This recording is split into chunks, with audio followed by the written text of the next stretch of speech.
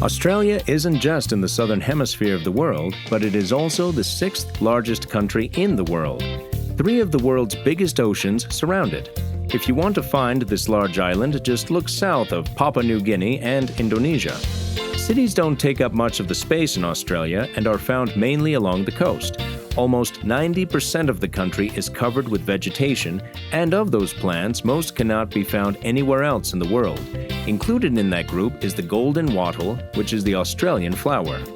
If you prefer rainforests, you can find them here. Ancient rock formations? Again, they are here. And looking for beaches or the outback, which is what Australians call the desert, yes again. Whatever you like, you can find it here. Would you like to dive in the largest reef on the planet? Then strap on your scuba gear and see the Great Barrier Reef. And if you would like to send a postcard from the Great Barrier Reef, take a ferry to the mailbox that is out on the reef in the ocean. Here's an interesting fact for you. In case you thought Australia is just wet in places and dry in others, Australia's mountain range receives more snow than Switzerland. That's a lot of snow. Because of where Australia is on the globe, the seasons are opposite of the United States. Cold weather for Australians happens when we are having our summertime, and when we are bundled up against the cold, Aussies are enjoying hot weather at the beach, and that hot can be as high as 123 degrees.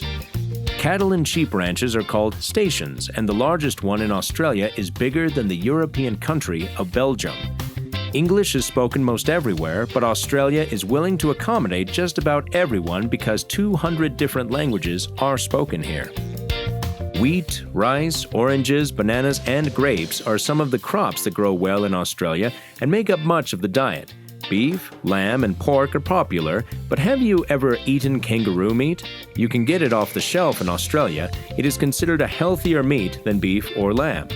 But rather than eat a kangaroo, maybe you can appreciate it as one of the unique animals found here.